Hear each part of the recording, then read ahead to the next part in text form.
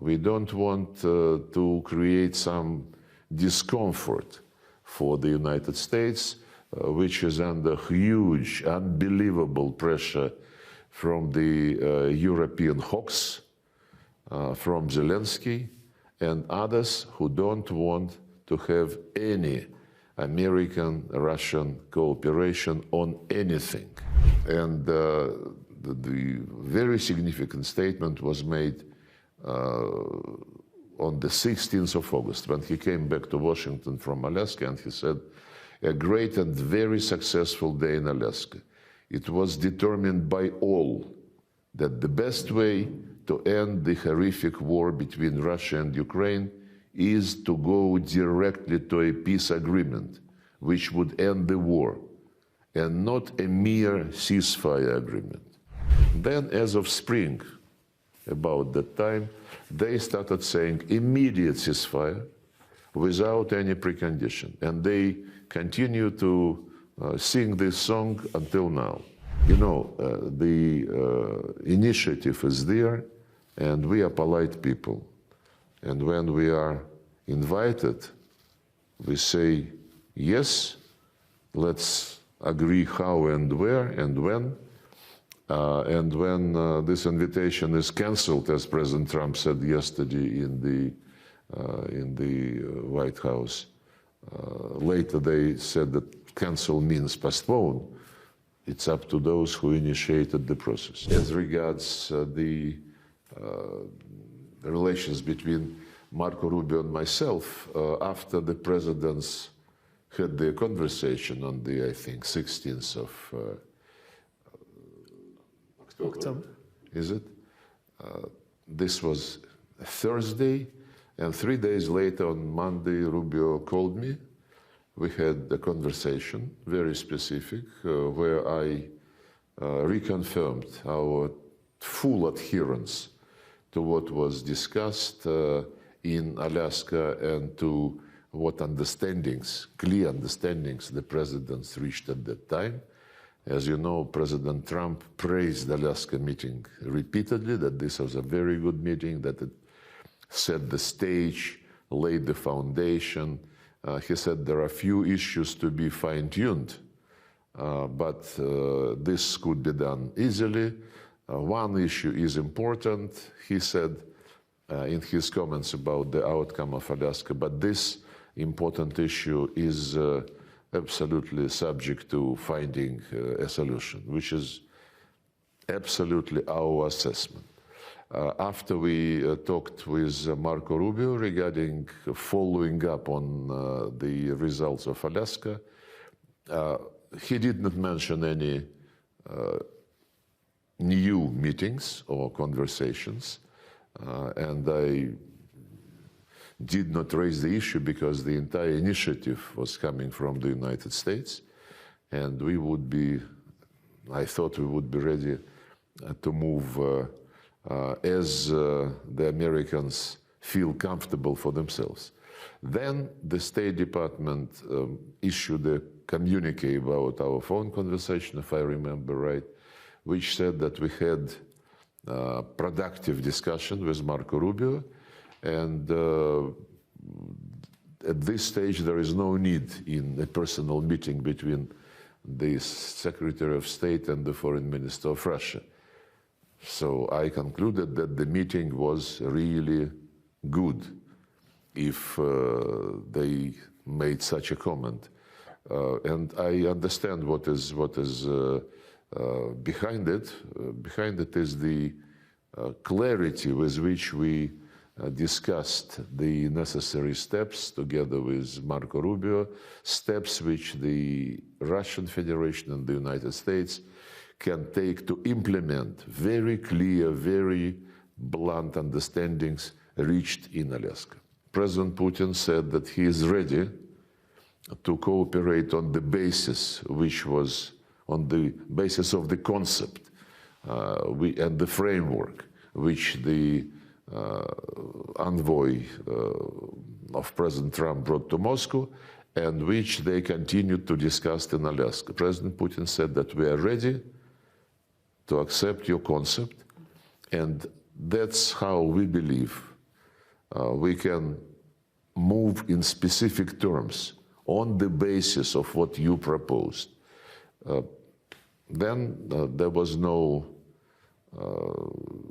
direct response. They agreed that they should take some time to think about it. From the diplomatic point of view, we don't want to interfere in their internal considerations. We don't want to create some discomfort for the United States, which is under huge, unbelievable pressure from the European hawks, from Zelensky, and others who don't want to have any American-Russian cooperation on anything. So there are enough people who are not very polite and who impose themselves upon Washington politicians and use each and every means to undermine the process which could have achieved its goals some time ago. In Anchorage, I almost quoted, he said, "We had an extremely productive meeting and many points were agreed to. There are just a very few that are left. Some are not significant. One is probably the most significant, but we have a very good chance of getting there." That was his statement at the press conference in Anchorage. So he went public with this assessment, which fully coincides with our assessment.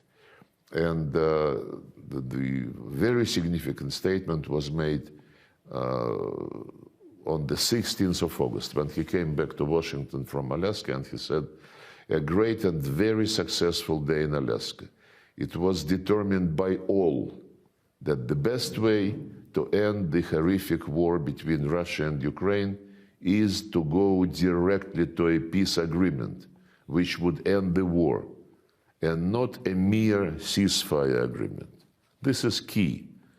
He answered to all those who were, since the probably beginning of spring this year, they radically changed their rhetoric, and if before they were saying no cessation of hostilities, Russia must be defeated, strategic defeat, and so on and so forth, then as of spring, about that time, they started saying immediate ceasefire without any precondition, and they continue to sing this song until now. Rutte, Macron, by the way, Macron, when they shifted to this logic, ceasefire, stop the killings without preconditions, and then we'll see how it goes. And Macron was asked whether this cessation of hostilities, ceasefire, includes the pause in providing weapons to Ukraine. He said, no, it does not. No preconditions at all. So when President Trump, after Anchorage, bluntly, publicly stated that in his conviction, it is not a ceasefire, but a sustainable, durable peace, which, as he said, must be a long-term peace, a very long-term. And another quotation, we are not talking about a 2-year peace and then we end up in this mess again. When people now say nothing but a ceasefire, immediate ceasefire, and then history would judge, it's a very radical change. So, but this also means that the Europeans, they don't sleep, they don't eat, they try to twist the hands of this administration. This is all reflected in many discussions. President Putin addressed this issue regularly when he is asked by journalists, or when he meets with President Trump, or with Prime Minister Orban, Prime Minister Fico, all those who are interested in talking to Russia, better understanding Russia's position, they always have a chance, an opportunity to come and discuss whatever is of interest. We long ago reached agreement with our Hungarian colleagues that there would be no emotions, that there would be honest reading and rethinking of history. When President Putin was in Budapest long ago, 2006, he laid flowers to the monument to the victims of 1956 events. And just recently, he was in Eastern Economic Forum in Vladivostok, I think 2 years ago, in 2023. And he said that this, addressing the issue of 1956, that this part of the Soviet policy was a mistake. And they don't have any difference on assessing those events with Prime Minister Orban. But they, as I said, they don't need to ignite emotions around this issue, though maybe some people in Hungary and in Russia, especially those who emigrated, maybe they would like to drive a wedge in our relations and to try to steer this history, but the leaders of Russia and Hungary, they know better. This is part of history. We gave our assessment, Hungary gave its assessment, and we now live a new life, remembering about all periods of our history there were, and they do not prevent us from develop mutually beneficial cooperation politically, economically, technologically, and other ways. Many people said that invitation to Budapest, the meeting there, would basically mean that that it is a humiliation, because Budapest already was once the place where guarantees to Ukraine was signed, and it will be a very bad memory association. People who say so, they never read the Budapest Memorandum. The Budapest Memorandum says that Ukraine, as other former Soviet republics who refused to have nuclear weapons, would receive guarantees.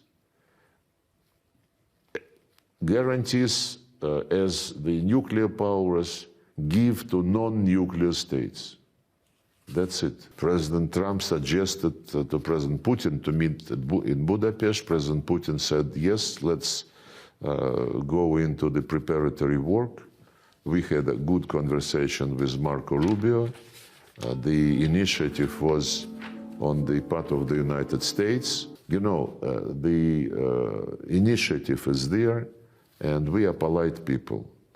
And when we are invited, we say, yes, let's agree how and where and when. And when this invitation is cancelled, as President Trump said yesterday in the White House, later they said that cancel means postpone. It's up to those who initiated the process.